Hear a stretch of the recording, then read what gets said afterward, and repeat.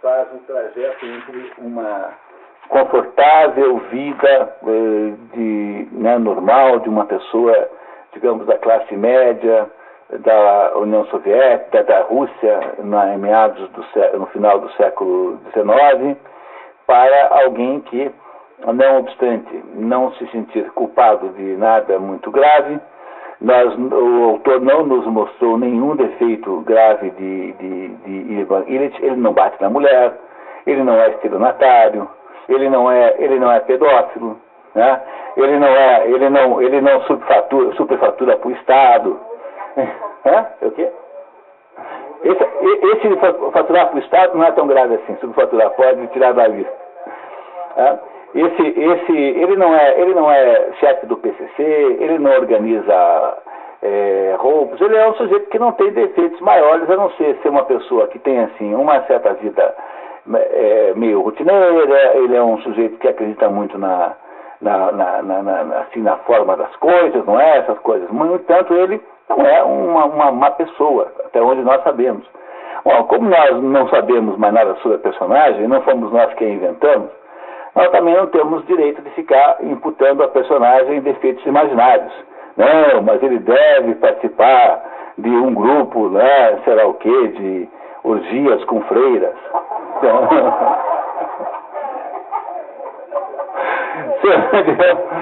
Eu não posso pôr isso, não está dentro do texto. Eu não posso pôr uma coisa dessa, né? Entendeu? Porque não está aqui dentro. Então sabemos mais ou menos isso. E as nossas acadêmicas de medicina aqui são unânimes em dizer que o tal do sueco fica do lado contrário ao que o Tolstói nos diz, que o sueco, que é assim. O sueco do lado direito e a batida tinha sido do lado esquerdo. Então a hipótese de ser o sueco seria um mau diagnóstico desde o início. Porque, você vê, né? Então, as três acadêmicas, 4 acadêmicas de medicina aqui presentes, investigaram o assunto, fizeram uma junta médica no intervalo, chegaram à conclusão de que o diagnóstico de que se trata de um problema com o sueco é errado desde o início. O Ivan, né? O Ivan. Tá certo, então?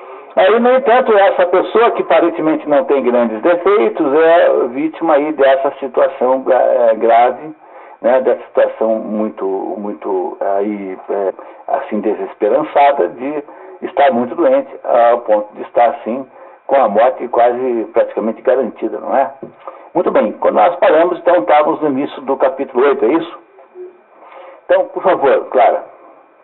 Sozinho, sente uma angústia terrível. Dá vontade de chamar alguém, mas sabe de antemão que em presença de outras pessoas é pior ainda. Seria bom tomar ainda morfina, alcançar o esquecimento. Vou dizer ao médico que invente mais alguma coisa. Assim é impossível, impossível. Lembra que ele tinha dito isso impossível também no jornal, no artigo do jornal? Muito bem. Prascóvia, de certo modo por obrigação conjugal, manda vir nova celebridade médica que chegou às 11h30. O médico famoso despediu-se com ar sério, mas não sem esperança. E quando Ivan Illich lhe perguntou timidamente, os olhos dirigidos para ele, brilhantes de medo e esperança, se havia uma possibilidade de cura, respondeu que não se podia garantir, mas era possível. O olhar esperançoso com que Ivan Illich acompanhou o médico era tão lastimável que, vendo-o, Praskovia Fyodorovna até chorou, quando passava pela porta do escritório, a fim de pagar os honorários do médico famoso. Durou pouco a elevação de ânimo provocada pelas esperanças incutidas pelo médico.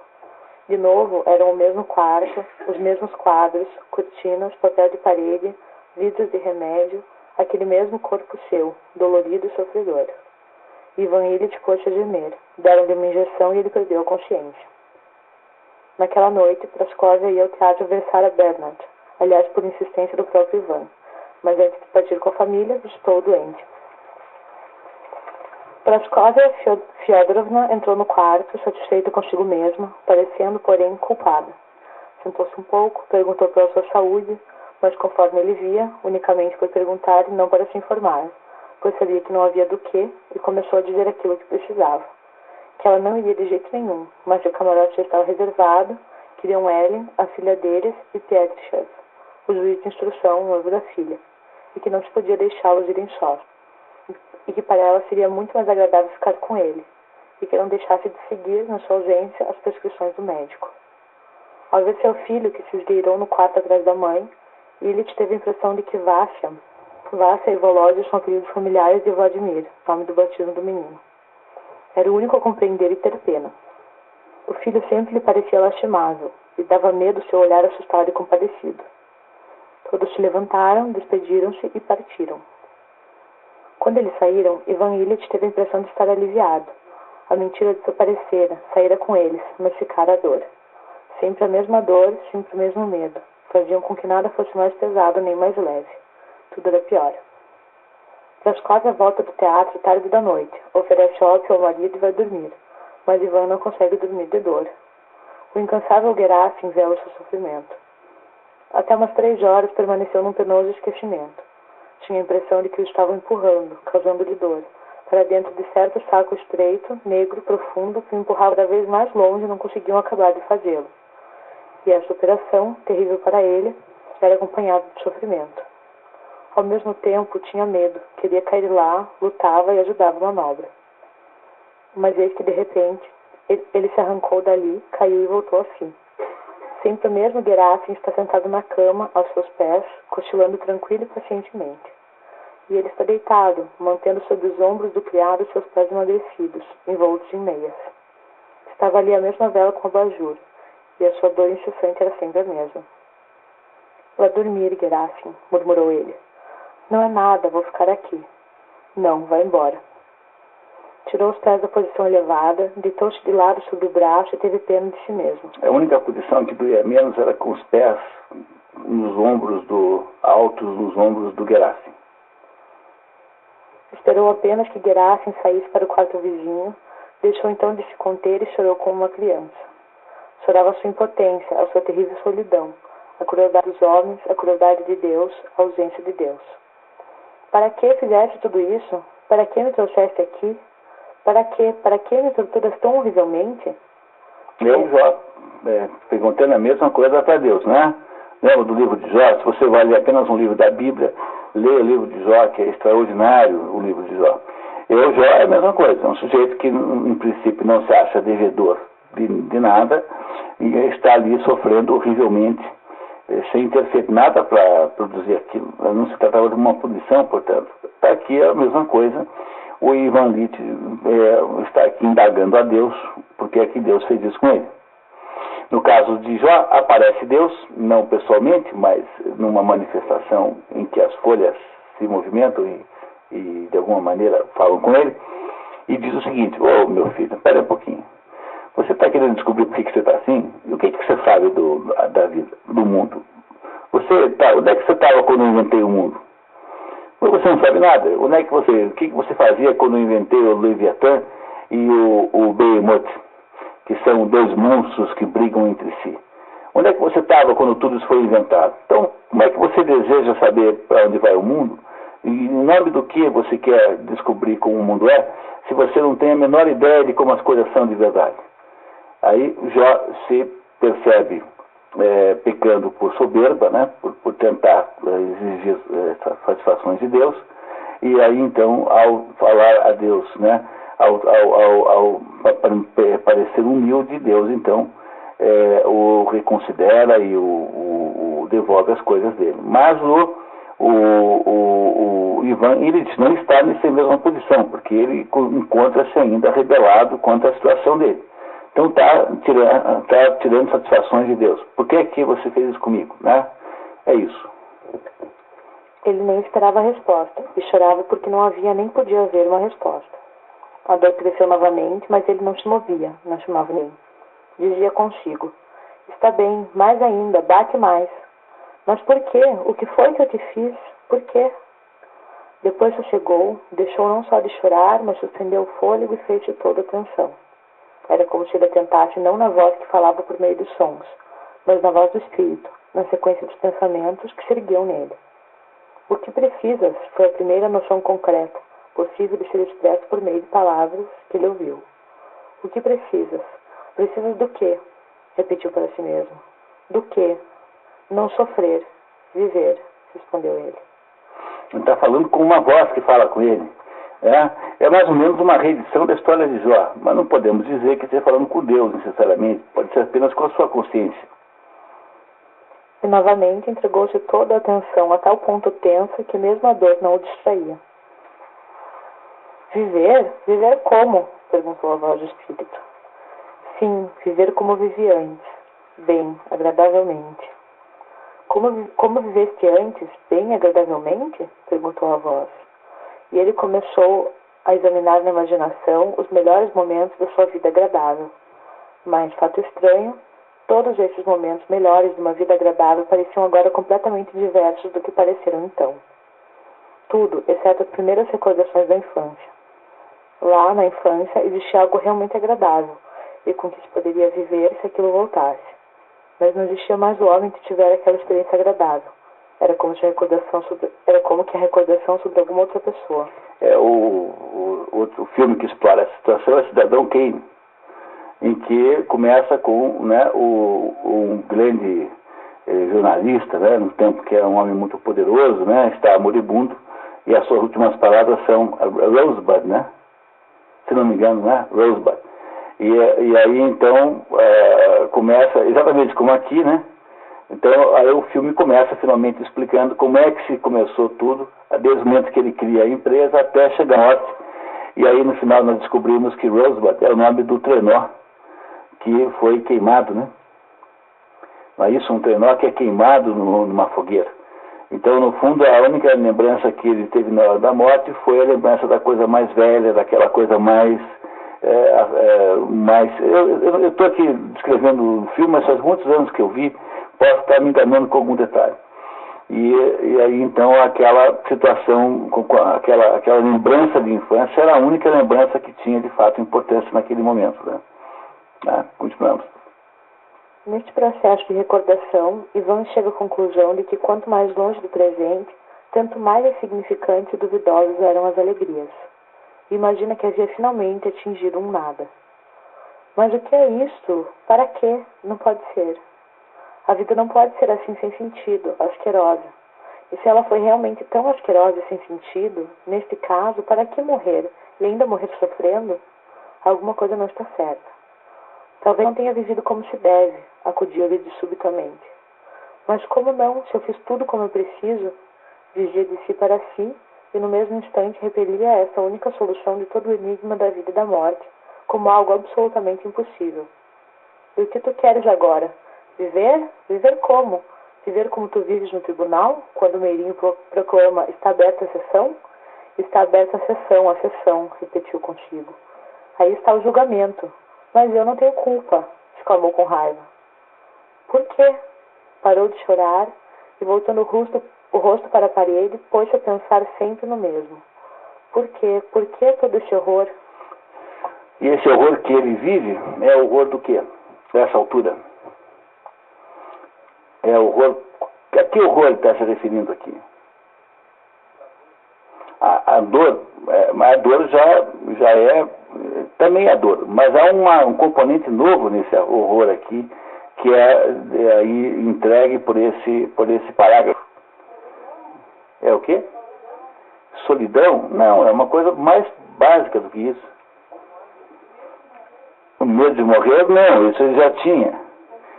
É o sentido da vida que ele descobre que não tem nenhum. E ele tá prestes a morrer, então a vida vai acabar, ele sofre terrivelmente, ele não vê mais valor para nada que havia antes, né? Não é isso, né? Não é isso? E ele está naquela posição, naquela postura em que ele não sabe por que ele viveu, afinal de contas, porque ele vai pesquisando a sua própria história, a sua própria vida, e não vê aí nenhum sentido real nisso, nessa vida que ele teve. Não parece que isso também é um horror adicional? Não é isso? Não é um horror adicional que ele tem? Na verdade, é uma coisa impressionante, é que no fundo o sentido que está acontecendo aí, nesse momento, é que apenas a perspectiva da morte dá o tamanho verdadeiro das coisas. Isso é alguma coisa que a gente tem que guardar como regra geral. Quer dizer, a verdadeira dimensão das coisas só se tem a partir da perspectiva da morte, só, e nunca de nenhuma outra. É isso que ele está tendo agora. Ele está colocando as coisas nos seus diversos tamanhos verdadeiros, está dando às coisas a importância que de fato elas têm, nem mais nem menos. E só é possível haver essa legítima a avaliação do tamanho real das coisas a partir da perspectiva da morte, que é aquela que ele tem agora com toda certeza. Não é isso? Muito bem. Então, o que deve estar aparecendo para ele? Um cargo no Poder Judiciário? Nada. O que deve estar aparecendo para ele? Ter aqueles móveis lá bonitos? Nada. O que pode estar aparecendo para ele? Ter isso, aquilo? Nada. Na perspectiva da morte, ele caiu numa espécie de vazio. Um vazio que ele não sabe como resolver. Não é isso? Então, esse vazio em que ele cai parece muito pior, muito mais dramático, muito mais doloroso do que a dor física que ele sente. Sabendo que nada pode ajudá-lo, porque o que acontece aí é uma perspectiva de solidão total. A solidão total é a redução da sua vida a você mesmo. Não há nada que ninguém possa fazer por você. É você e você mesmo, apenas essas duas coisas. Essa total solidão é que aí acompanha esse vazio de perspectiva de vida e essa dor física que ele sente. Não parece ser uma situação boa, né? Nem todo mundo vive isso, né? Porque uma boa parte das pessoas morre de um modo muito diferente disso, né? Pessoas que morrem subitamente, pessoas que morrem em 2 minutos, pessoas que morrem em acidentes, pessoas que morrem sedadas. Nem todo mundo passa por essa experiência de morte desse jeito, né? Desse jeito é alguma coisa que hoje ninguém mais morre assim, né? Porque o processo que você tem de diminuição da dor já é muito grande, embora deve ter casos em que isso também não funciona e deve ser bem assim mesmo que se morre. Né? Mas eu digo hoje em dia, né? Hoje em dia a perspectiva de uma morte como essa é menos comum, né? Mas, então, aí, embora também não saiba muito bem o que acontece dentro da cabeça do comatoso, né? Mas, seja como for, não é todo mundo que passa por isso. Talvez a maior parte das pessoas morra meio que de modo inesperado, assim, ou então de uma maneira muito mais indolor que essa aqui. Bom, muito bem. Filhinha, por favor. Passaram-se 2 semanas e Ivan Ilitch não se levantou mais do divã. E deitado quase todo o tempo com o rosto contra a parede, sofria solitário sempre os mesmos tormentos sem escape e pensava solitariamente o mesmo pensar insolúvel. O que é isto? Será de verdade a morte? E a voz interior respondia, sim, é verdade. Para que estes sofrimentos? E a voz respondia, à toa, sem nenhuma finalidade. E nada mais existia além disso.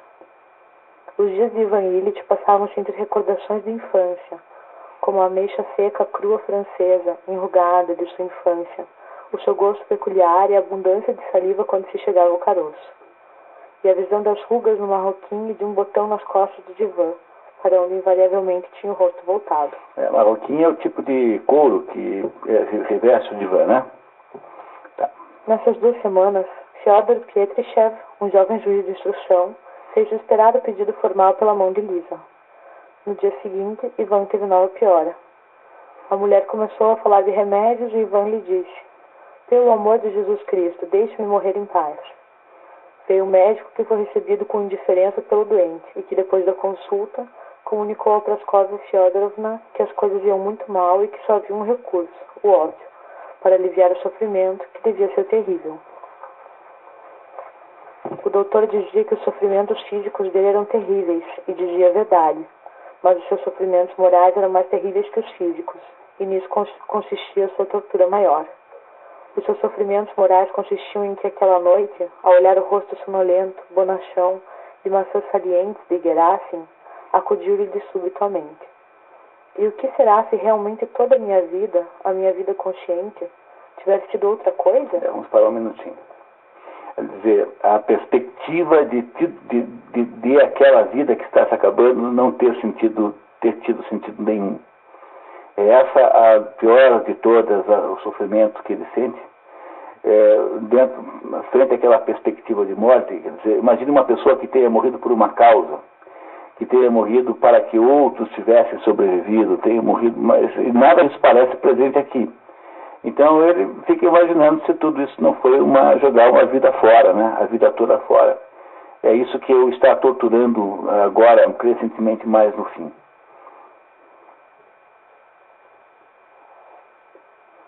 Veio-lhe à mente.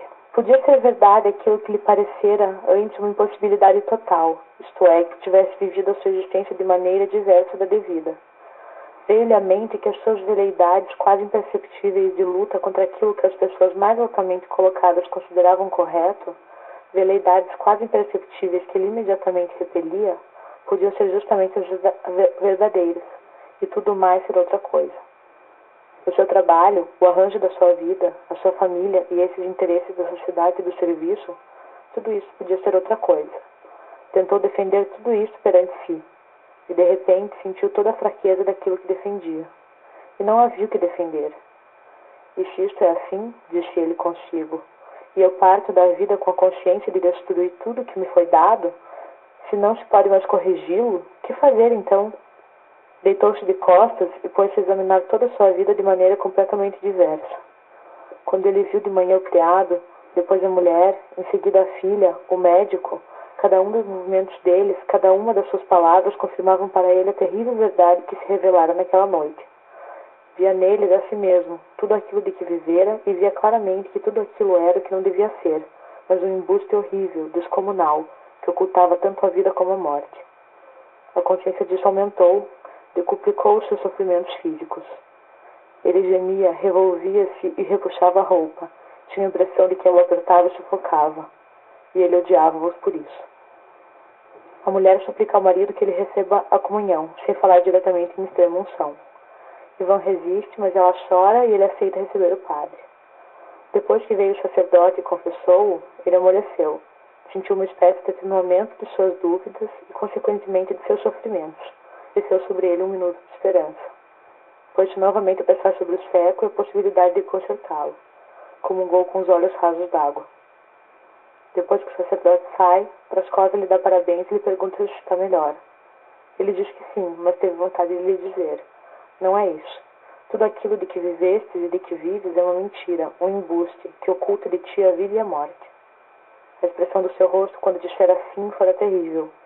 Tendo dito aquilo, e fitando-a bem no rosto, ele virou-se de bruços, com um gesto incomum para seu estado de fraqueza, e gritou: vão embora, deixem-me. Então, a próxima etapa do processo de morte de Ivan Ilitch é o processo em que ele acha que talvez tudo aquilo que parecia valioso não é mais, e, portanto, muito embora ele tenha percebido isso, todas as pessoas em volta dele continuam fazendo aquilo tudo. E ele sabe que a morte dele nada não impedirá que elas continuem a fazer as mesmas coisas sem sentido, como ele fez durante a vida inteira. Veja, não se está falando aqui de coisas más, ninguém está fazendo coisas más, ele não fez coisas más.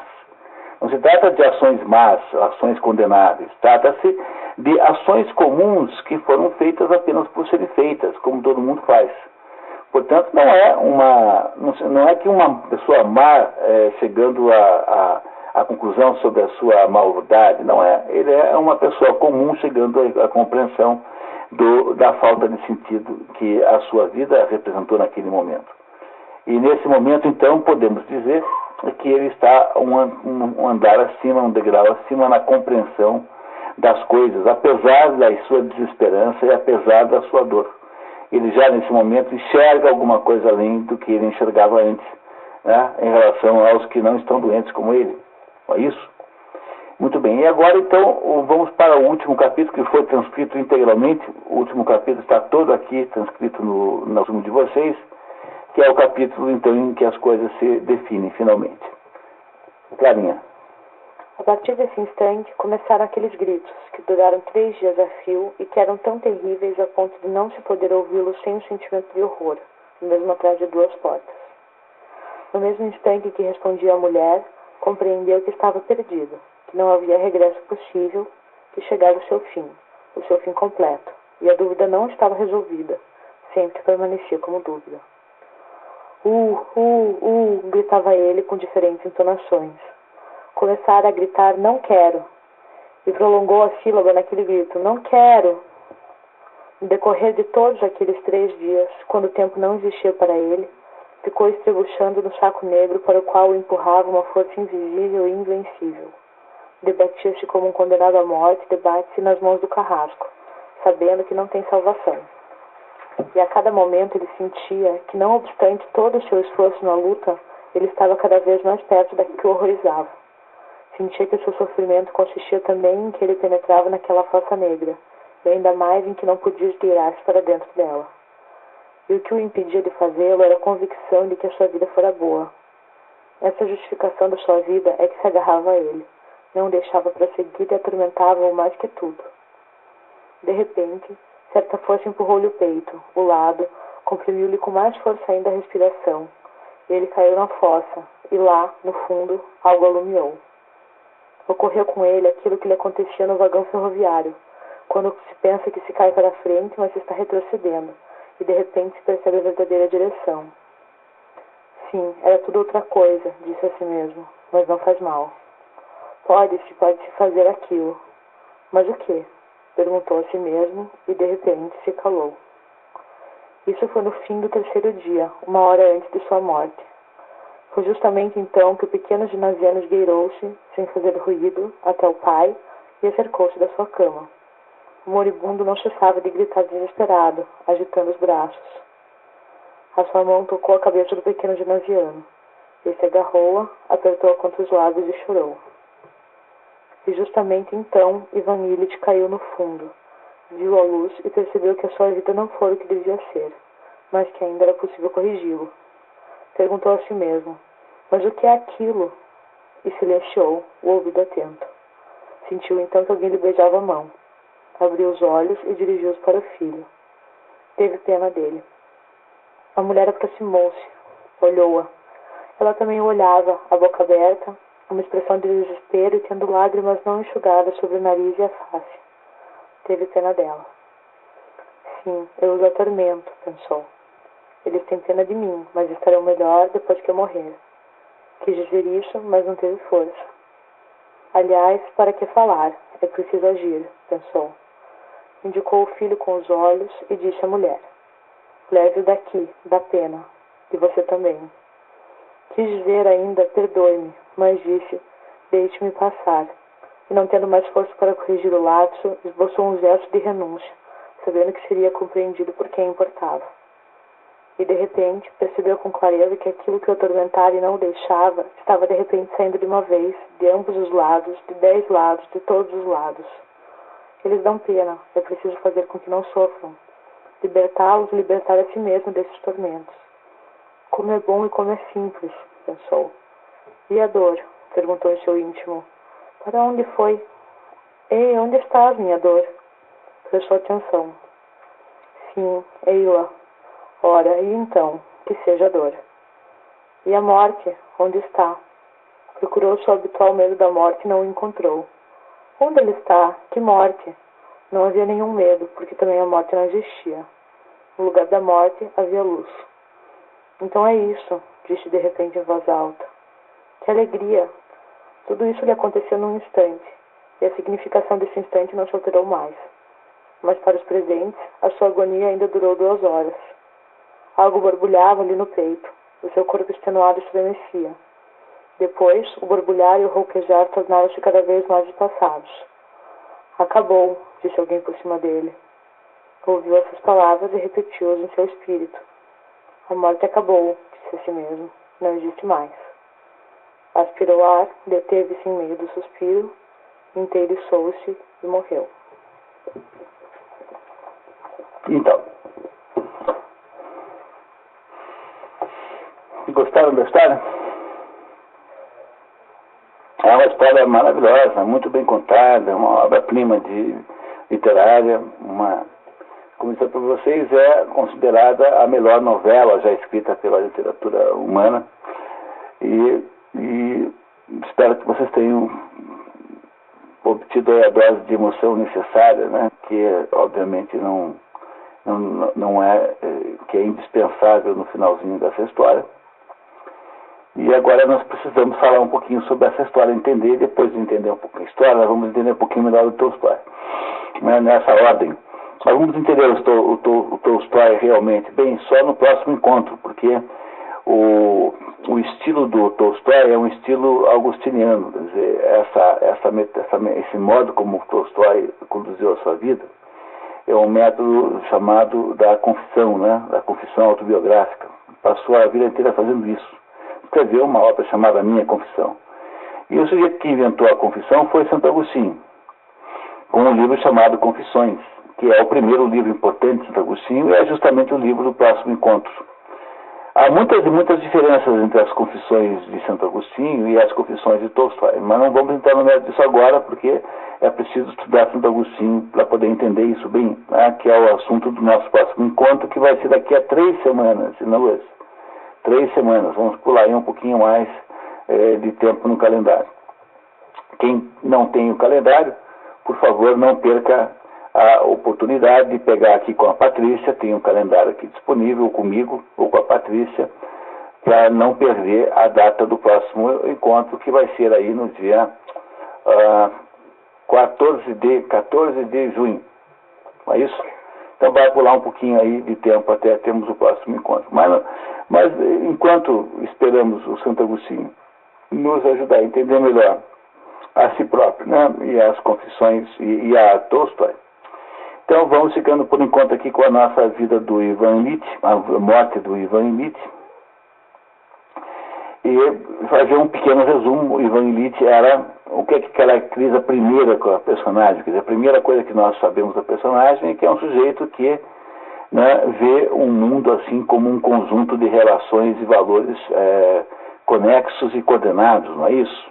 Não é essa sensação que você tem desde o início? Quer dizer, o Ivan Ilitch acha que o certo é ir para a província, arrumar lá uma série do posto e trabalhar bem, certinho, depois ele vai ser promovido porque é uma coisa natural, de fato ele daí ele encontra lá a moça que ele acha que é certa para ele, aí casa com ela, vai ter filhos com ela, daí ele fica torcendo para ter outro posto, porque aquele ali está abaixo das suas ambições. Ele vai para São Petersburgo, leva a sorte de encontrar um conhecido que já mais ou menos o encaminha para um posto novo, e ele vai assim subindo na vida, chegando então finalmente na capital, onde ele iria ter um cargo relativamente importante, o mais importante de todos até então, e é no processo de ir lá organizar a casa, a mudança, que ele sofre um acidente doméstico. Nós nunca saberemos de fato o que ele tem, portanto é completamente inútil ficar especulando nisso, mesmo porque as nossas médicas aqui já disseram que está errada a perspectiva médica desde o início, quer dizer, no fundo não é um livro de medicina, né? E a gente não tem obrigação nenhuma de ficar exigindo dessas coisas assim, isso chama-se licença poética. Nem todo mundo entende isso. Tinha o Flávio Cavalcante, tinha um programa de televisão no domingo, que antes de ter o Faustão, tinha o Flávio Cavalcante. E o Flávio Cavalcante tinha um quadro no programa em que ele quebrava um disco assim, teatralmente, assim tal. E um dia ele chegou assim com aquele disco do Norirã Barbosa, Trem das 11, e falou assim: eu vou quebrar esse disco pelo seguinte, aqui diz o seguinte, né? Moro em Jaçanã, se eu perder esse trem que sai agora às 11 horas, só amanhã de manhã. Eu liguei para a ferroviária e tinha o trem às 11h15, às 11h30, dessa meia-noite, meia-noite e 15, pegou e quebrou teatralmente. Isso é o cúmulo do sujeito incapaz de compreender poesia, né? Entendeu? Quer dizer, esse é um exemplo radical de como se consegue ser burro, né? Porque o mundo poético, né, poético, é um mundo que está autorizado a ser um pouco sem cabimento até, né? Tanto é que nas histórias há elfos e sereias, enfim, há todo tipo de criatura fantástica, né? Agora então o nosso herói aqui dessa história sofre um acidente doméstico, e nós acreditamos que esse acidente doméstico tenha sido a causa de uma moléstia que não é nunca bem diagnosticada e tampouco tratada, de modo que ele vai ficando cada vez pior, embora no começo não pareça que está mal, mas vai piorando, até que ele encontra a morte. Encontra a morte completamente sozinho, nem mais o Gerasim está com ele nesse momento, mas o que parece que acontece com a personagem, porque o autor simplesmente não está nos descrevendo um estado de um moribundo, é que a personagem vai, durante esse tempo todo da doença, durante o transcurso da doença, vai mudando de comportamento, vai mudando de valores, vai percebendo coisas sobre o mundo que não perceberam então, não é?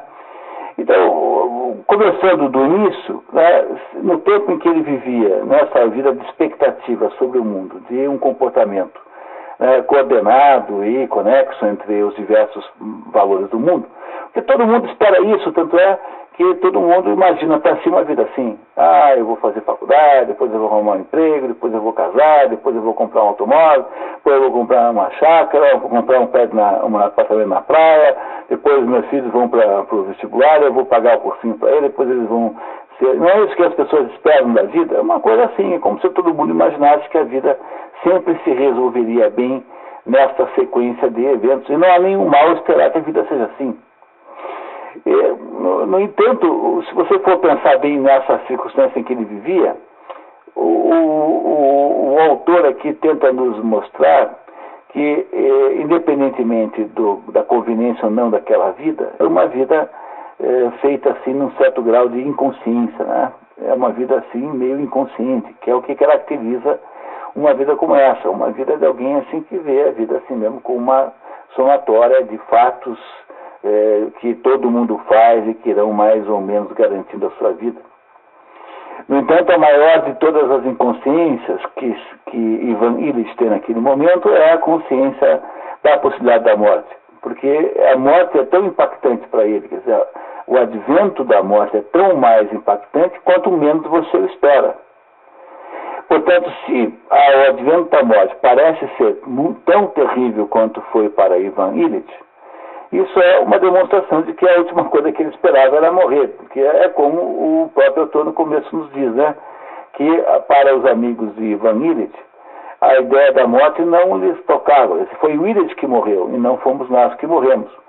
Não é isso? E do mesmo modo, né? É o outro que morre, como é o nome é o Caio que morre e não é Ivan Illich que morre, não é José Munir que morre, não é ninguém, especialmente a não ser a personagem teórica da história, o exemplo que o professor deu na aula de filosofia. Não é assim? Quer dizer, você tem aí então uma grande inconsciência da morte. E se você for perceber bem, talvez não exista nenhuma espécie pior de loucura. Talvez o modo mais louco de alguém proceder na vida seja esse mesmo. Porque é uma tentativa de fazer de conta que não existe aquilo que parece mais real que o seu próprio nascimento. Porque o seu nascimento, que você nasceu um dia, é uma hipótese lógica, né? Então, como se existe, deve ter nascido. Mas a morte é alguma coisa que você vai vivenciar conscientemente, porque o seu nascimento você não era bem como foi, né? Não é isso? Você tem uma certa ideia, assim, que bateu em você, benignamente, que você chorou, mas isso é alguma coisa meio teórica. Você não lembra como você era quando tinha 2 anos, lembra? No entanto, a morte viverá no máximo da sua consciência.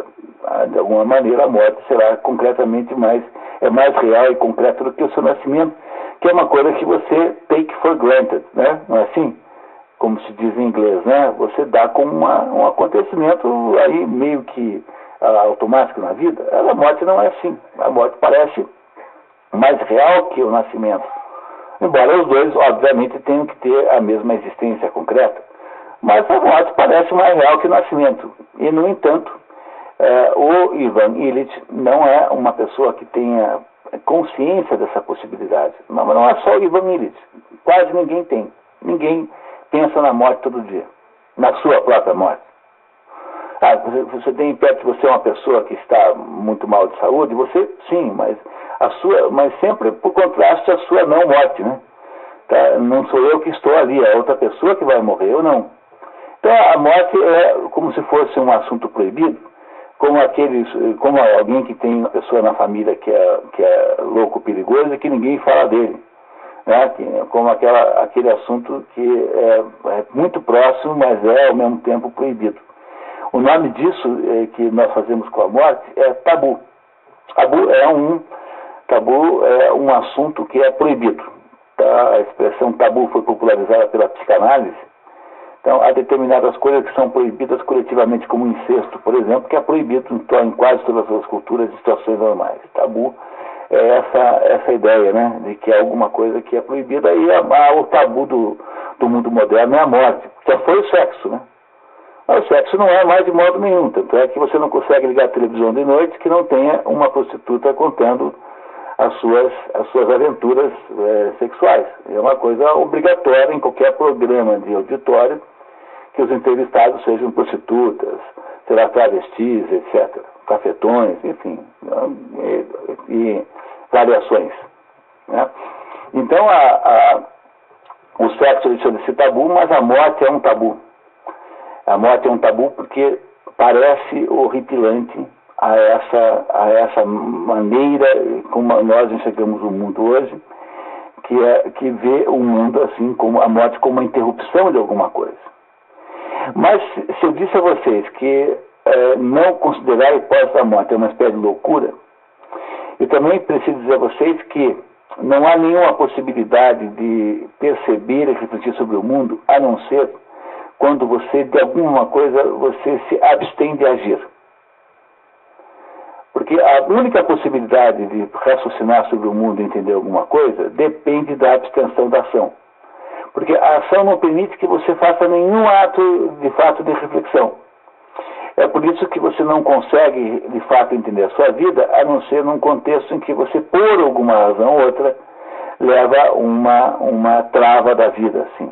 Ou porque você perde o emprego, ou porque você fica doente numa cama, ou porque você caiu o avião, você ficou numa ilha deserta 2 anos. Não é isso? Tá? Essa é uma dificuldade muito grande, e também essa é a razão pela qual, de modo geral, as interpretações sobre as guerras do mundo são melhor dadas pelos vencidos do que pelos vencedores. Porque os vencidos, como tem que parar para pensar o que perderam, tendem a ter um poder de relatar com mais precisão o que aconteceu, do que os vencedores que estão mais preocupados nas ações correspondentes à vitória, que é basicamente de usufruir do patrimônio da mulher dos outros, né? Patrimônio da mulher, enfim, usufruir de um modo assim vândalo, né? Dos benefícios da vitória. E os que perderam têm tempo então para pensar no por que perderam. Então há também uma outra regra aqui que parece ter sido aplicada exatamente ao Ivan Illich. O Ivan Illich só conseguiu pensar um pouco na vida quando a sua carreira é interrompida. Claro que poderia ter sido interrompida de modo menos violento, de modo menos doloroso, né, de uma maneira mais agradável, mas não foi o caso. O destino, aqui nesse caso, produziu para Ivan Illich uma tragédia pessoal extraordinária. Tragédia pessoal é essa que o obrigou a parar para pensar, que foi o advento da doença. Na medida em que a doença não o deixava mais viver aquela vida cotidiana que ele vivia antes, mas isso é aquela vida em que ele se aproximava da própria definição de loucura, alguém que produz uma vida absolutamente sem perspectiva de sentido nenhum. É aquilo que o Manuel Bandeira diz numa poesia que eu sempre sugiro que vocês leiam, que ele chama de agitação feroz sem finalidade. Né? É uma poesia, a história da poesia é que tem lá um cadáver que passa lá um defunto que passa lá num cortejo fúnebre. Ele era para aquele cortejo fúnebre. É a mesma história de Ivan Illich, no fundo, essa poesiazinha do Manuel Bandeira.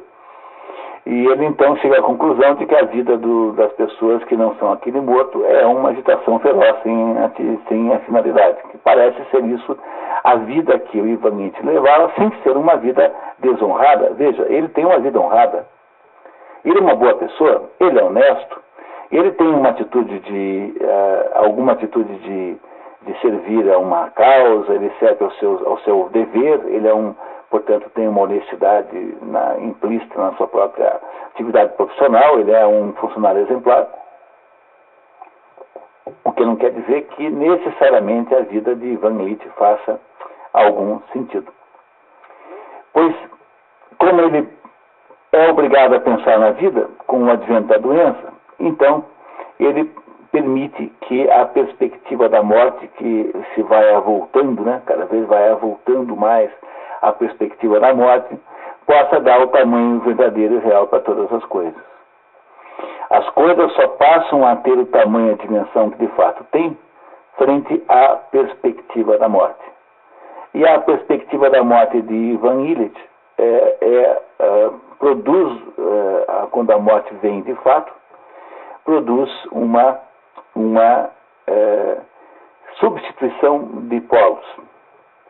Você percebe que ele não sabe para que serve aquilo, encontra-se lá com o filho segurando a sua mão no leito de morte, e de repente ele vê uma luz. Vocês me perguntarem que luz é essa, eu não sei de fato, porque o que eu posso garantir para vocês é que existem diversos graus de realidade. Quando você faz essa análise a partir da cabala judaica, por exemplo, você descobre que existem 4 graus mínimos de realidade: a realidade material física, essa em que nós vivemos, o mundo sensível. Há um segundo nível de realidade, chamado nível sutil, que é onde estão os elementares da natureza. Existe um terceiro nível, chamado nível angélico, e há um quarto nível, que é o nível divino. A justificativa desses 4 níveis é absolutamente dedutiva, porque quando você pega o Evangelho de São João e começa, no Evangelho de São João, há uma repetição do Gênesis. Logo no início, há uma recontagem da história do Gênesis.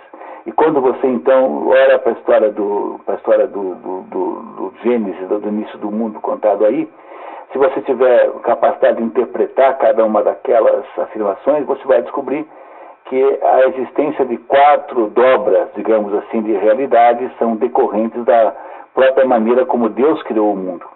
Então, nós não vamos entrar no mérito disso aqui, porque isso é um assunto esotérico, é bem complicado e é bem diferente do nosso assunto aqui. A verdade é que ele, quando percebe, quando está finalmente completamente entregue e não tem mais nenhuma esperança, há uma espécie de redenção que no livro aqui nos é contada como a visualização da luz e a destruição da morte. A morte, na medida em que chega, destrói-se automaticamente em si mesma, porque é como se ele visse alguma coisa, como se ele mudasse de patamar existencial, seja o que quer que vocês queiram entender, o que Tolstói imagina ser uma mudança de patamar existencial. A verdade é que todo o que nós vivemos sempre dentro de uma espécie de mundo compreensível, um mundo racionalizável, esse mundo em que nós vivemos aqui, esse mundo ao qual nós insistimos em aplicar critérios científicos para conhecer, mas esse mundo é apenas o queijo e o presunto do sanduíche, de um polo superior, um polo transcendente, uma espécie de mistério de luz luminoso, e abaixo um polo descendente, um polo abissal, que é uma espécie de mistério abissal, uma espécie de mistério negro, uma espécie de mistério demoníaco. Há um mistério acima de nós, um mistério de luz luminoso, e embaixo há um mistério demoníaco.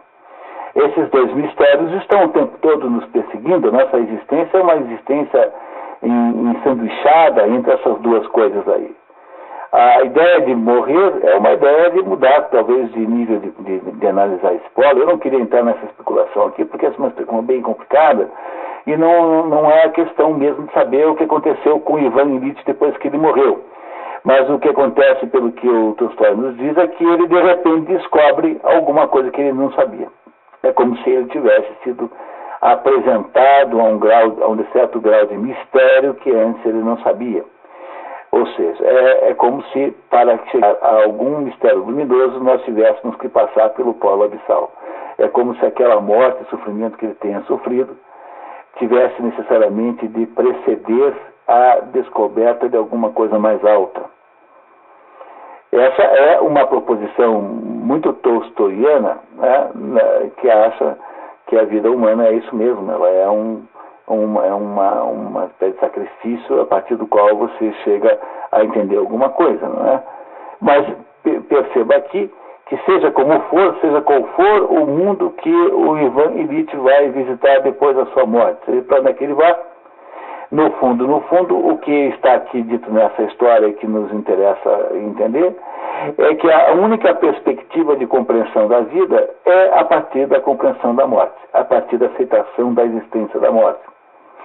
Ou seja, não se deve nessa vida fazer nada que não seja revogado pela perspectiva da morte. E essa é o coração dessa história. Todas as vezes na vida, dentro daquela pressuposição, né, de que nós estamos aprendendo com o Tolstói a vivermos melhor, que é o conceito de cultura que se tem aqui nesse curso, toda e qualquer ação humana só deve ser executada de fato se, ao ser confrontada com a possibilidade da morte, não será automaticamente anulada e revogada por ela.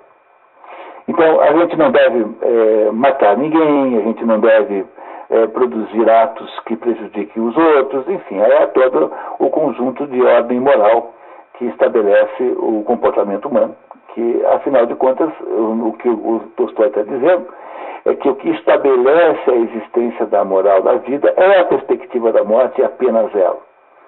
O que é uma coisa extraordinária, porque, de modo geral, se pensa o contrário. Por exemplo, Humberto Eco sempre passou a vida inteira afirmando que a arte serve para preparar o sujeito para a morte. Pois, olhando pela perspectiva do Tolstói, você chega à conclusão de que a morte serve para preparar a arte para a perspectiva da vida. Entenderam a diferença? Há uma diferença enorme entre você lidar com a morte como começo ou como fim. Pois o que o Ivan Illich descobriu é que a morte era a perspectiva inicial desde o início, era que devia ter sido eleita como tal. Ela não precede cronologicamente a vida, porque seria então uma coisa absurda, mas ela precede ontologicamente a vida. Vocês entendem essa diferença dessa precedência ontológica e cronológica? Por exemplo, você não vive para comer, mas comer é uma condição necessária para a vida. Mas o fato que você primeiro come e depois vive a sua vida não quer dizer que você viva para comer. Então, a comida que você ingere não é ontologicamente prioritária na sua existência. Ela é alguma coisa condicionante da sua existência. Mas a sua vida não é para comer, a sua vida é para você fazer coisas notáveis, fazer poesias, conquistar os outros planetas, enfim, descobrir a cura do câncer, resolver aquele problema que você tinha com seu tio. Então a vida é para fazer essas coisas. Agora a alimentação é uma espécie de pressuposto, né, de que isso aconteça. Pois a morte, embora não seja o objetivo da vida, é o pressuposto da vida toda.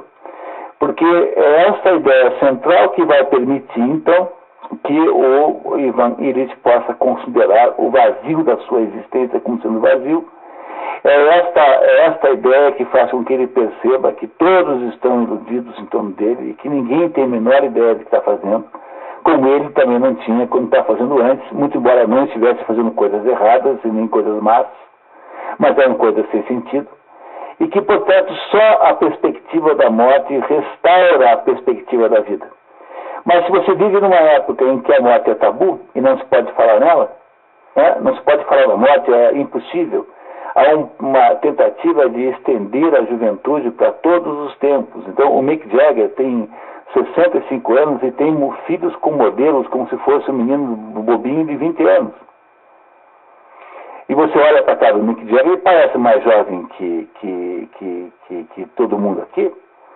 Entendeu? Mas o Mick Jagger tem 65 anos. Entendeu? Né? Ele se veste como jovem, não é isso? E as pessoas ficam velhas e vão, em vez de serem sábias, vão lá para o sexo da terceira idade para fingir que são jovens e ficam lá, então, tentando participar das Olimpíadas da melhor idade. né? Não é assim? Quer dizer, há uma recusa sistemática da possibilidade da morte. E a possibilidade da morte, no entanto, é a possibilidade da vida. Porque é só a partir da perspectiva da morte que é preciso, então, produzir alguma compreensão da vida. Quer dizer, a vida, a morte, e essa é uma característica constante na obra de Tolstói, é uma espécie de grande pedagoga. Não há nada mais pedagógico do que a morte. É essa a ideia central que a morte ocupa dentro de Tolstói. E essa é a razão pela qual ele escreveu esse livro, que era para nos contar que nós não temos o direito de fazer na nossa vida nada que, colocado, confrontado com a perspectiva da morte, possa ser de alguma maneira revogado. Se a morte revoga o valor daquilo, não faça. É essa a ideia central que a gente precisaria guardar dessa história chamada Morte de Ivan Illich. O processo só funciona de trás para frente e nunca de frente para trás. A libertação que Ivan Illich recebe no final é a libertação.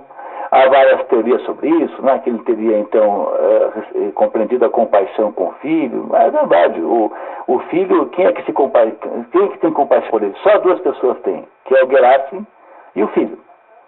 Porque a mulher, em princípio, envolveu-se menos com a situação de doença do que o próprio empregado se envolveu. E o filho parece ser sincero. A menina está preocupada com o casamento, então ela tem preocupações mais urgentes, não é isso? É claro que pode-se imaginar que naquele ato final, uma interpretação poética seria assim, dizer, não, no momento final ele ainda percebe que foi amado.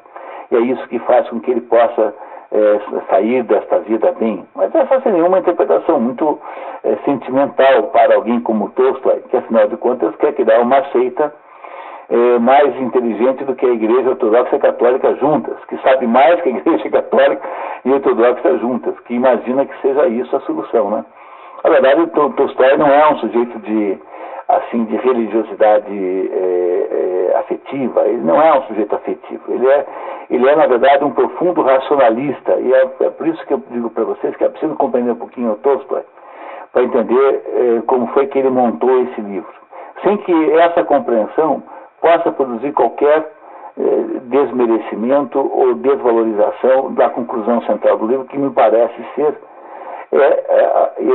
este fator pedagógico que a morte produz, porque é esse fator que é capaz, então, de finalmente produzir um balizamento entre as ações da vida. As ações da vida só podem ser escolhidas a partir da perspectiva da morte. Pense bem como isso tem consequências terríveis para a nossa existência. Daqui para diante, você só escolheria coisas na sua vida pensando na perspectiva da sua própria morte. Não sei se isso é fácil de fazer, né? Uma vez eu pedi para um grupo de funcionários de uma determinada empresa, não posso nem dizer o nome, que fizesse o seguinte exercício, que cada um pegasse um folha de papel e escrevesse o seu epitáfio. Eu, fulano de tal, hoje morreu fulano de tal, pode inventar o que morreu, façam toda a liberdade. O sujeito do jornal, né, havia no Brasil um grande escritor chamado Antônio Carlos Vilaça, que morreu há pouco tempo, que era o sujeito que escrevia epitáfios, porque ele era um dos maiores memorialistas que o Brasil já teve. Então você pega os melhores memorialistas, pega o Joaquim Nabuco, pega o Pedro Nava, o Gilberto Amado, na ordem, né? Joaquim Nabuco, Gilberto Amado, Pedro Nava e Antônio Carlos Vilaça. São os maiores memorialistas do Brasil. Aqueles sujeitos capazes de contar a vida e as reminiscências com uma autoridade extraordinária, né? E o Vilaça era um memorialista, eu conheci muitíssimo bem, dei muitos cursos com ele, eu estava muito velhinho, e o Vilaça, então, era contratado pelos jornais, porque as pessoas morrem sem avisar, né? Então, tem de ter a nota fúnebre pronta, né? Tem que ter como é que se diz, a nota fúnebre, no necrológico. Muito bem, então o Vilaça sabia ali todo mundo, escrevia assim de cabeça a todos. Ele dizia assim, uma vez eu vi o Paulo Vilaça dar uma palestra assim, no dia tal, de tal, na rua não sei o que, Santa Teresa, número 43, no terceiro andar, apartamento 302, Gilberto Amado chamou a a sua empregada fulana e tal, e disse assim: fulana, prepare um chá que eu tomarei um chá e morrerei. E de fato Gilberto Amado morreu. E era um homem capaz de fazer coisas assim com uma serenidade e uma precisão espantosa, assim, e o Vilaça escrevia então esses necrológios. Eu pedi que cada pessoa escrevesse o seu próprio. E uma boa quantidade de pessoas ficaram tão horrorizadas, ficaram chocadas com a perspectiva de falar da própria morte, que foram incapazes de fazer isso. Você não consegue escrever na hora, porque a perspectiva da própria morte é indizível, ela é inaceitável. E, no entanto, o que o livro, o que a novela A Morte de Ivan Lee está me dizendo é que a única maneira de fazer a vida fazer sentido é a partir do não sentido total da morte aparente. Ou seja, o aparente não sentido da morte é que faz todo o resto fazer sentido, a partir dela para trás. Portanto, se há alguma coisa que nós deveríamos nos preocupar todo dia é pensar na nossa própria morte e pensar se nós estamos tomando as ações que, confrontadas a ela, a sua perspectiva, não são necessariamente e automaticamente repelidas e anuladas e rejeitadas. Tá? E essa é a ideia central que está aí. Isso, de alguma maneira, é a própria vida de Tolstói. Ele fez isso a vida inteira. Ele jogou toda a fortuna fora, ele foi morar de eremita, ele abandonou tudo aquilo que parecia a ele que eram ilusões e foi fazer isso com ele mesmo. O que a gente não deve julgar é que a fórmula de Tolstói tenha sido boa, porque, como eu disse no começo, nós temos que dizer que ela é sincera. Então ele foi um sujeito coerente consigo mesmo. Em nenhum momento ele, depois da sua conversão, depois daquele episódio daquela noite em que ele teve aquela experiência mística, ele recuou nesse sentido. Ele teve uma vida, então, que passou a ser coerente com essa ideia de uma vida que gerasse sentido o tempo todo, sentido o tempo todo, o tempo todo. Mas o problema de Tolstói, no que ele se difere muito de Santo Agostinho, é que Santo Agostinho fez a mesma coisa. A vida de Santo Agostinho é mais ou menos parecida com essa, nós vamos ver no próximo encontro aqui. Santo Agostinho também era uma pessoa como ele, andava na farra, naquela confusão, né? E sabia que estava errado, tanto é que ele dizia assim: ai, Senhor, dai-me o juízo, mas não agora, pelo amor de Deus. Dai-me a parcimônia, mas não agora, dai-me a temperança, mas não tão rápido. Isso Santo Agostinho dizia, né? Vivia numa farra. Eu não sei quando é que a gente pode imaginar que dá para fazer uma farra lá no lado da África, no ano 400, mas alguma farra possível havia lá, né? Nisso, né? De todas as informações, a mais anticlimática é aquela informação que o Groff me deu de que naquela época o vinho era doce, branco e doce. Imaginaram que farra, dor de cabeça no dia seguinte numa farra dela, é igual você em Santa Cidade tomar 20 jarrinhas daquele vinho lá de Madaloso, né? Alguma coisa assim. Então, Santo Agostinho também faz como faz. Aliás, tudo que Tolstói faz é uma imitação de Santo Agostinho. Santo Agostinho escreve as confissões, que nós vamos estudar aqui no próximo encontro, e Tolstói também escreve confissões, minha confissão, às vezes traduzido por apenas confissão, e diz assim: olha, eu fui um sujeito muito errado, eu tive uma vida muito ruim, eu andei varrendo em tudo quanto é lugar, de São Petersburgo a Moscou, todos me conheciam pela minha indisciplina, pela minha incapacidade de ser sério, não sei o que tem.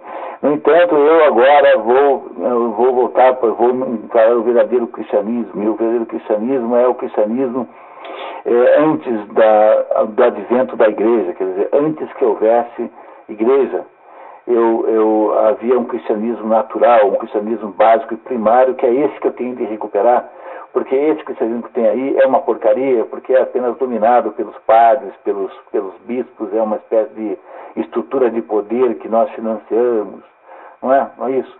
E a mesma coisa diziam depois os protestantes, né? Os protestantes queriam se livrar do catolicismo por várias razões. O Lutero queria por razões de natureza doutrinal. É claro que depois, os que vieram depois dele queriam poder político, que era muito diferente. Mas o Lutero e o Calvino queriam voltar a um cristianismo puro antes do estabelecimento da igreja, o cristianismo do tempo de Santo Agostinho.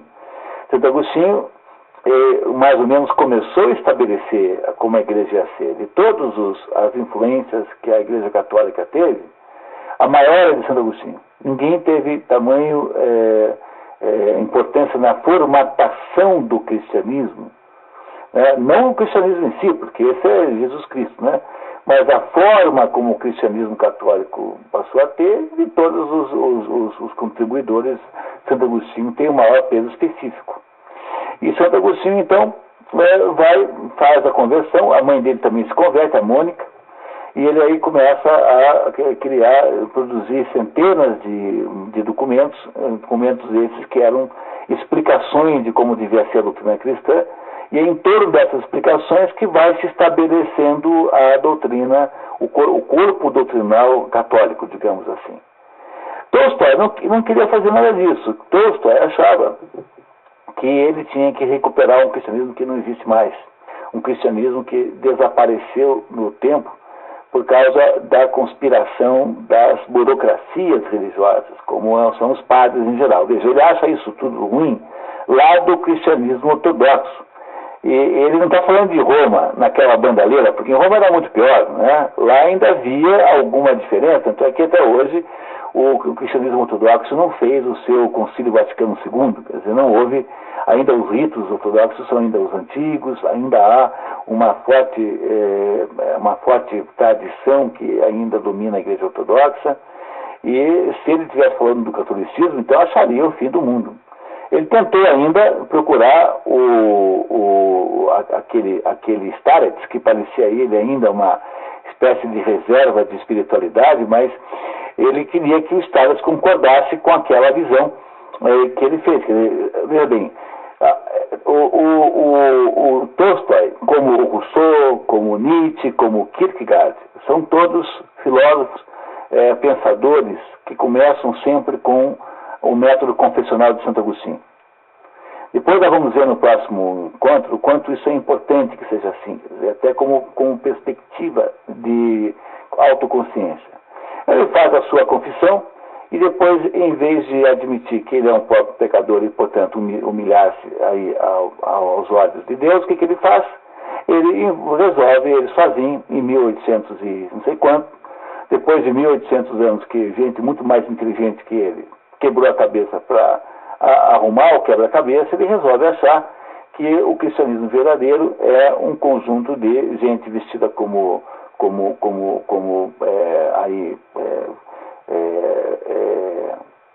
diz aí, camponeses, que não comem carne de gado e que não fumam e que só transam para reprodução mesmo quando é casado.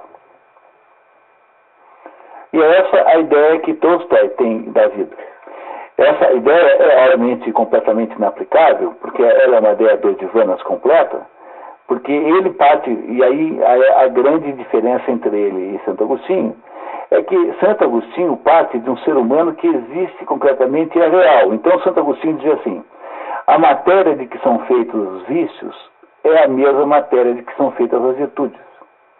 Portanto, a estratégia, digamos assim, de santificação pessoal de Santo Agostinho é essencialmente você ir trocando de vício. Entendeu? Em vez de você ser invejoso, que é um vício horrível e destrutivo, você tem que ser ambicioso. Entendeu? Você vai trocando de vício e vai melhorando.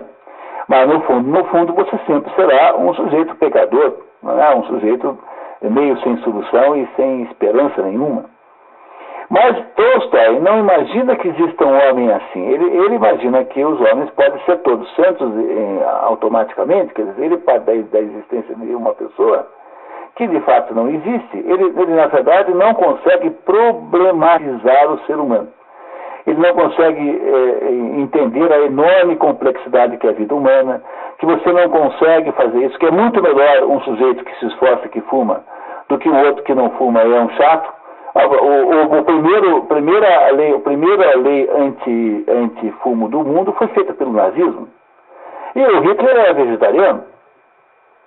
Então, é muito pior ter um sujeito como Hitler, que é vegetariano e não fuma, do que ter um sujeito como Norman Mailer, será que fuma, bebe feito um desgraçado, tal, mas escreve bons romances. Então, o problema da vida humana é que ela não se esgota em aspectos aparentes e aspectos formais da existência humana. É por isso que, no final das contas, o que o Tolstói consegue fazer é apenas uma seita de quacres.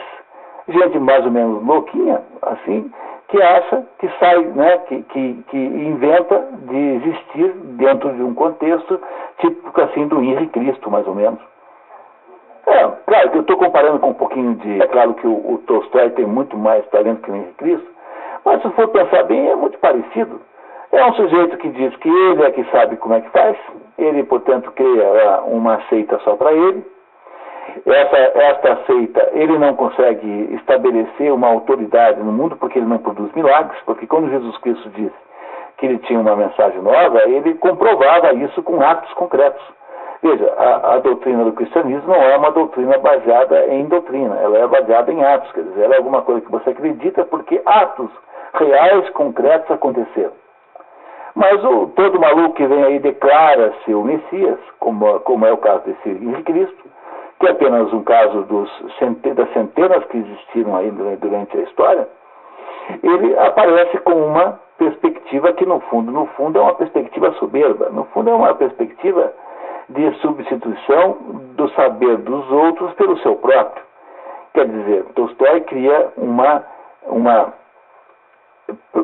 como disse Chesterton, né? É um sujeito que exige uma pureza obscena. É um sujeito que exige uma perfeição impossível para o ser humano. Quando o ser humano, na verdade, no fundo, o que resta de toda essa história é você poder dizer assim: eu não presto, mas Jesus me ama.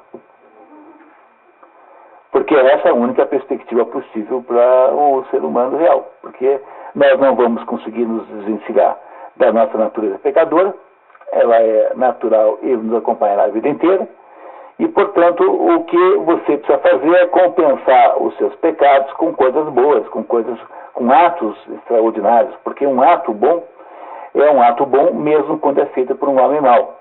Então, quando o seu Hitler tivesse salvado uma criancinha do incêndio, esse ato não seria mau em si, porque foi Hitler quem o praticou, mas continua sendo um ato bom, porque um ato bom será sempre um ato bom, mesmo quando praticado por alguém muito mau. Portanto, a vida humana não tem saída muito da perspectiva de convívio com essa imperfeição extraordinária de que nós somos feitos.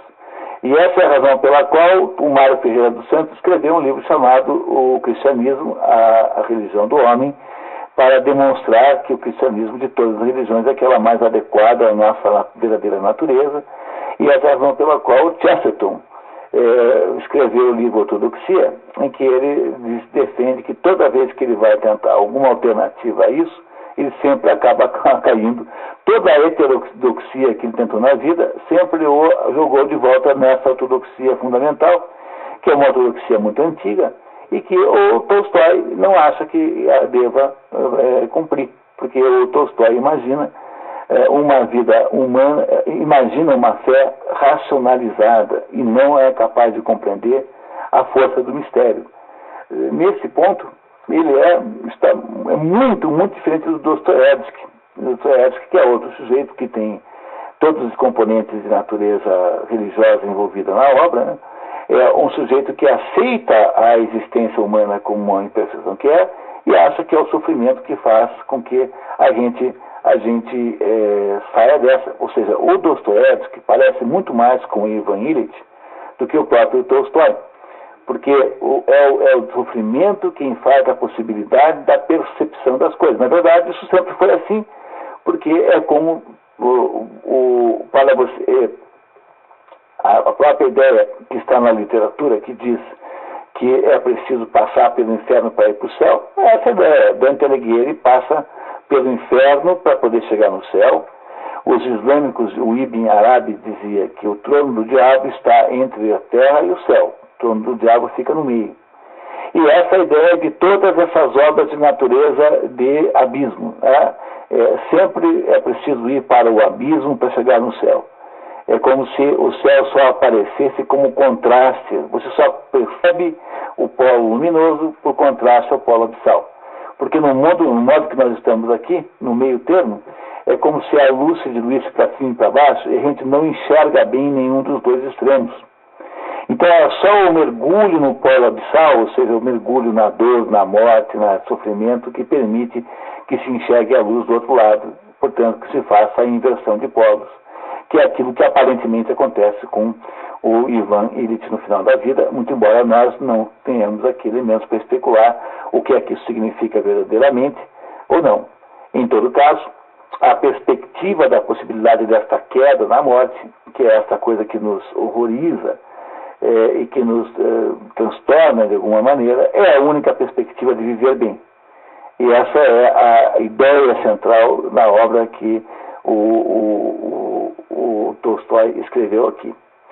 Tolstói acerta nisso, mas ele não acerta na sua, digamos, filosofia geral sobre a vida. Porque ele é aquela personagem tipo messiânica que irá criar uma seita, seitas essas que gerarão os desastres todos. A seita do Jim Jones sempre é um sujeito assim, que talvez você pudesse chamar assim meio que de modo imperfeito de fundamentalista. Então o que é o fundamentalista? É alguém radical ao ponto de dizer que ama a humanidade, mas negar ao pobre. Ele foi para Moscou e viu os pobres, né? Assim, puxa vida, como os pobres sofrem. Mas ao mesmo tempo que acha que os pobres sofrem, querem negar o bife, o cigarro e o sexo. Pô, mas que chance de sádico é esse sujeito, pô? Entendeu? Pô, não é possível uma coisa dessa.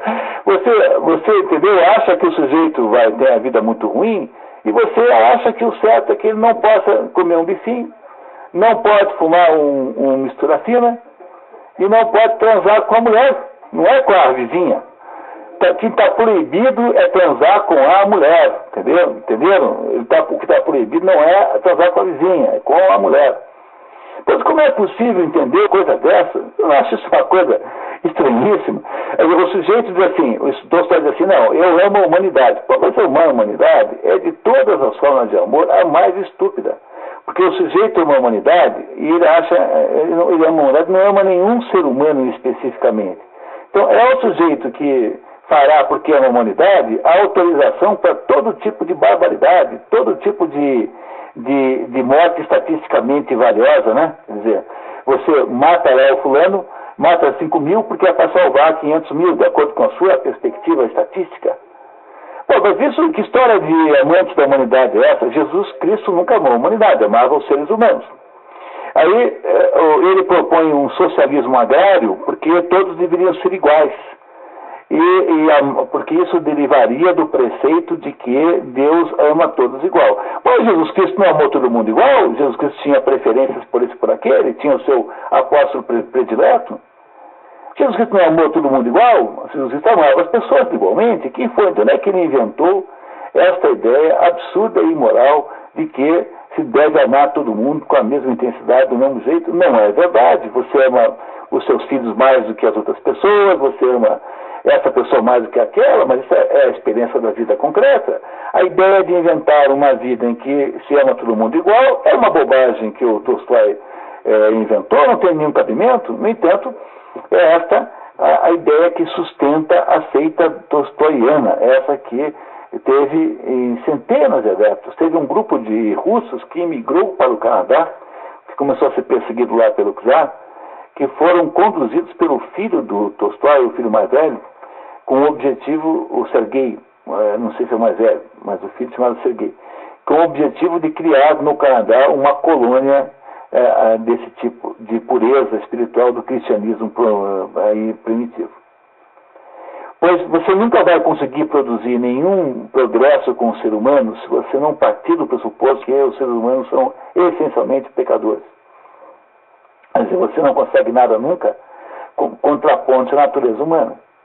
É por isso que o padre ali na esquina, na paróquia, consegue muito mais com as pessoas do que o Tolstói com toda a sua pureza cristã, porque não existem pessoas capazes de passar por aquela experiência tolstoiana. Não é isso? Diga, Gabriel.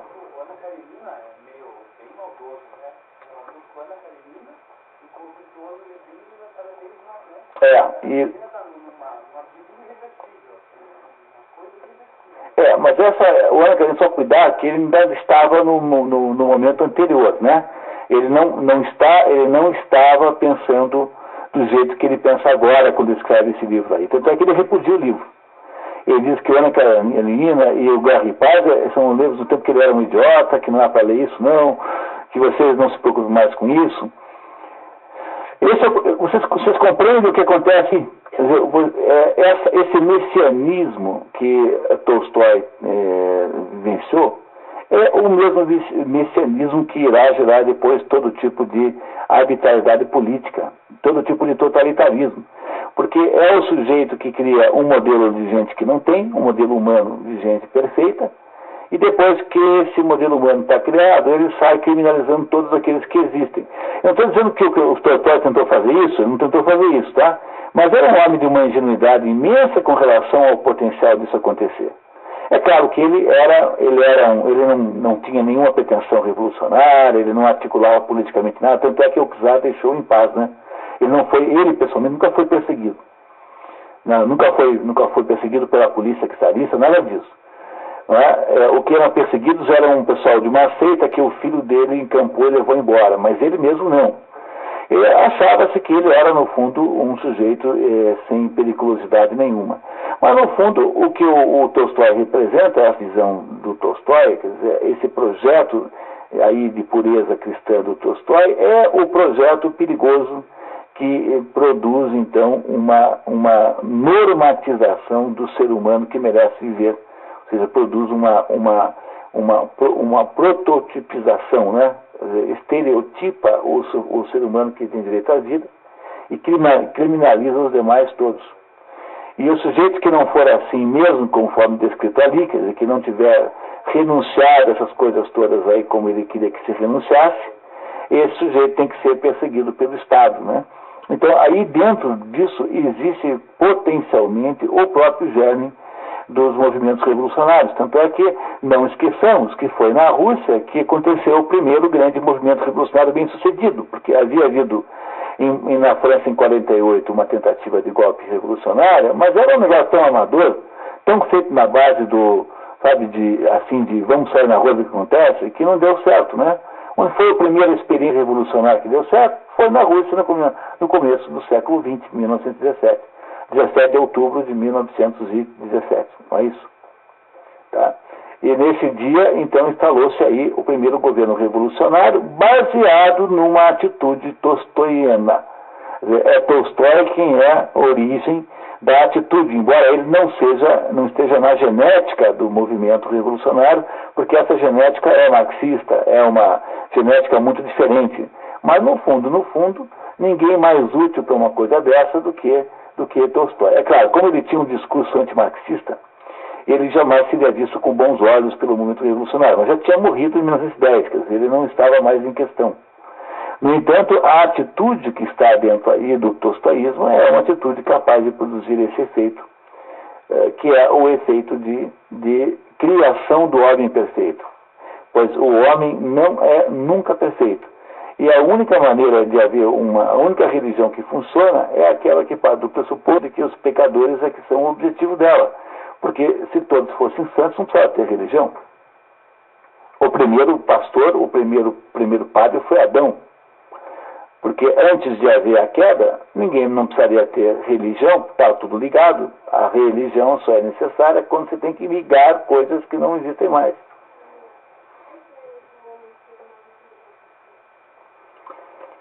Pois é, para Tolstói isso então é o fim, né? Porque Deus não é vegetariano. Deus não é. Quer dizer, aí então é que fica difícil mesmo.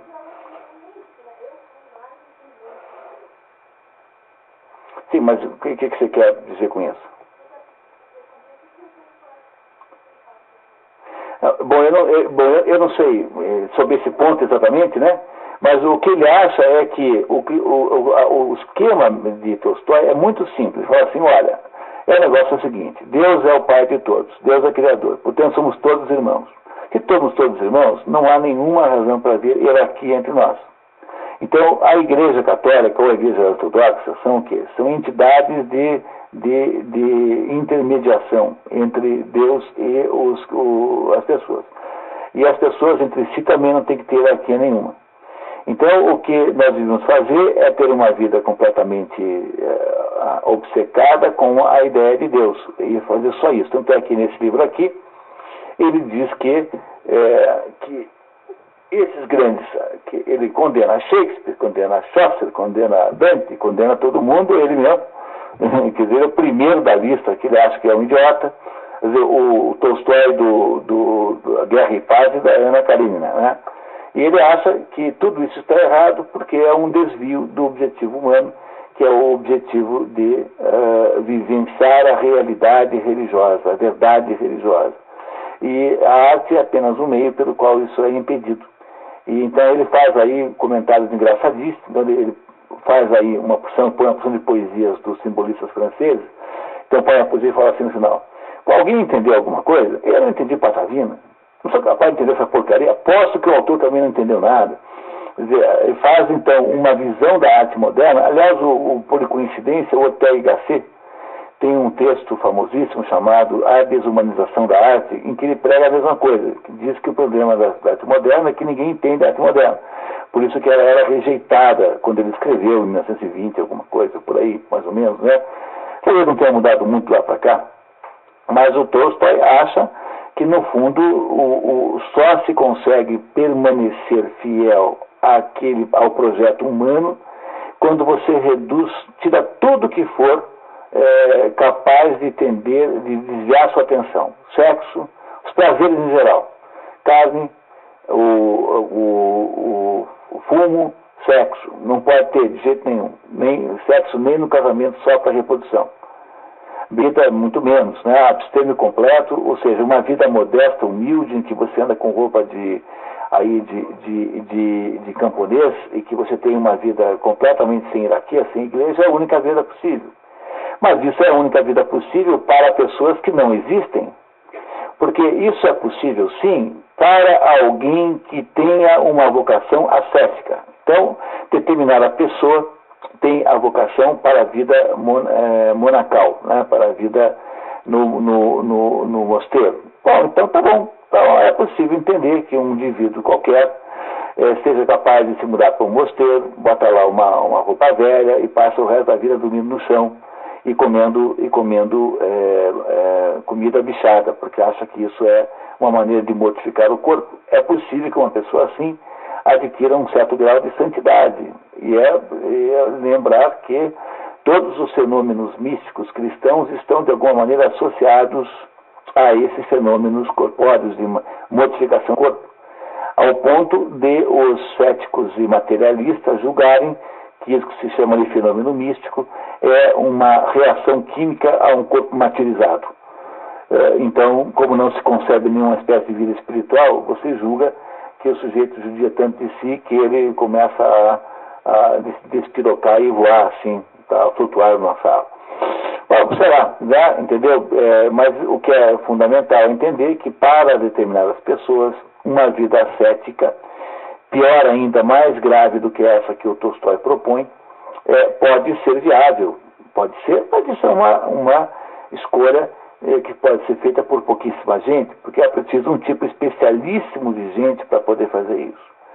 No mais, estamos todos nós vagabundos, preguiçosos, né? Não é isso? Né? Absolutamente seduzíveis pelas tentações do mundo.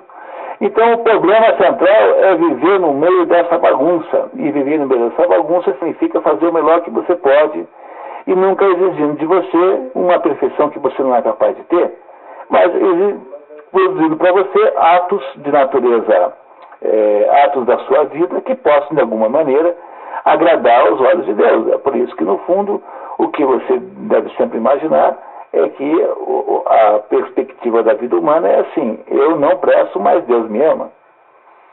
Pois essa é a única perspectiva de salvação concreta e real que tem para uma pessoa que não tem uma vocação ascética. Não é isso? Desculpe, Eliane, depois. Oi, tá.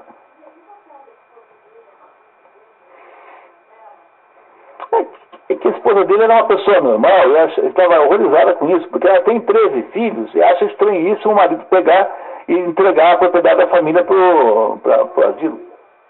A Prascóvia? Então, a Prascóvia. É que nós temos duas coisas ao mesmo tempo, né? A Prascóvia o Tolstói não a tem em grande conta, né? Porque, embora ela seja uma pessoa com um comportamento muito comum, tá? Você acha pessoas assim o tempo todo, ela não se sai bem no final, porque no final quem tem alguma compaixão real verdadeira é o Gerasim e o filho só. E a mocinha, né, a Elizaveta, né, que é Elizabeth, né, ela estava mais preocupada com o casamento, o pai morrendo, ela preocupada com o casamento. Não deixa de ser, tem alguma justificativa, de alguma maneira, mas o que o Tolstói faz, meio panfletariamente, é preciso se admitir aqui, é simplificar um pouquinho os personagens, sabe? Porque o problema da literatura panfletária é esse. Não se trata aqui de literatura panfletária. Esse é um livro que está no limite, mas está no limite. É um livro maravilhoso, muito bem escrito. Mas o que é panfletário? Panfletário hoje eu fui ver uma peça de teatro, que são todas assim, né? Porque a peça de teatro é sempre feita por adolescentes, mesmo que quando tem 50 anos. Então é um troço chato. Eu fico do razão lá pro pessoal da Caceta. Quando o pessoal da Caceta e Planeta, era o Planeta Diário, não estava na Globo, eles vendiam umas camisetas engraçadinhas. Uma dizia assim: vá ao teatro, mas não me convide. Então a peça é assim, é adaptada do Nelson Rodrigues. Tinha lá 2 cenários, um luxuoso e um assim, todo engalhado. E no luxuoso morava lá uma família burguesa, cujo pai tinha um pai e a mãe, e o filho, que era um playboy, tinha um caso com a mãe. Entenderam como é que era? Assim, o filho era amante da mãe. E eles eram, assim, exploradores e tal. E do outro lado tinha a casa de um velho jornalista que tinha ficado pobre, porque nunca tinha aberto mão da verdade. E esse jornalista tinha uma filha muito bonita, trabalhava numa fábrica. A fábrica pertencia ao capitalista do outro lado. E aí, então, esse fulano, que é o filho, né, o playboy, está de olho na mocinha, mas a mocinha tem princípios morais. Vocês compreenderam? Dá para ser mais imbecil do que isso, mais estúpido que isso. Essas coisas são literatura panfletária. É o que você faz quando vocês lembram daquela carta no Idiota, quem esteve aí, quando há aquela chantagem com o Michigan para que ele desse uma herança inexistente. A ameaça era divulgar um panfleto. O panfleto é uma história mentirosa, exagerada, em que se conta em verdades.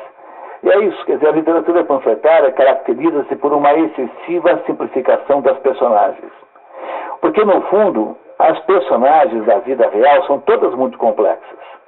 E não há nada que impeça que venha um ato bom de uma pessoa muito ruim. Uma pessoa má pode gerar um ato bom. Então, a Prascóvia é mais ou menos pintada como sendo essencialmente tão iludida quanto o marido era, né? Quer dizer, ela é uma pessoa voltada para as coisas do mundo, sem entender porquê. Ela continua vivendo uma agitação feroz sem finalidade, e ela existe dentro de um contexto social que é mais importante que tudo, e ela não tem relações afetivas verdadeiras com o marido, né? Tanto é que isso começou muito antes da doença, né? Não é uma coisa nova, quer dizer, já era uma questão anterior. Então, no fundo, o Tolstói, meio quase beirando o panfletarismo, nos dá uma visão um pouco, assim, pessimista da Prascóvia. Não é alguém que ele veja como muito boa. Quem é bom só é o Gerasim, né? A única pessoa nessa história que é realmente boa é o Gerasim, porque o Gerasim, apesar de tudo, dedica-se com amor àquela tarefa, né, de ajudar o doente, tem uma verdadeira consideração pelo doente. Mas o que ele, no fundo, queria era mostrar que só a perspectiva da morte faz perceber o quanto tudo é sem sentido. E ele tem razão nisso, está coberto de razão. Está totalmente certo. Mas o que é essa história que vocês leram? É a transformação da morte de um homem comum num acontecimento extraordinário. É ou não é? Isso que vocês leram é a transformação da morte, da história da morte de um homem comum num acontecimento extraordinário, que é o acontecimento extraordinário que qualquer pessoa pode vivenciar a partir do momento que compreenda alguma coisa. Porém, a compreensão só funciona retroativamente da morte para trás e nunca da vida para a morte. Porque a morte, vista da perspectiva da vida, parece apenas um beco sem saída, parece um abismo à sua frente, é um automóvel que você tenta frear e não consegue e que necessariamente irá mergulhar no abismo do nada. Pois se você deseja não vivenciar isso, é preciso reconstruir a vida a partir da perspectiva da morte e se encarregar de jamais produzir nenhum ato que possa ser confrontado com essa perspectiva de morte, ser de alguma maneira inabilitado, que seja descaracterizado e impossibilitado. Pois não.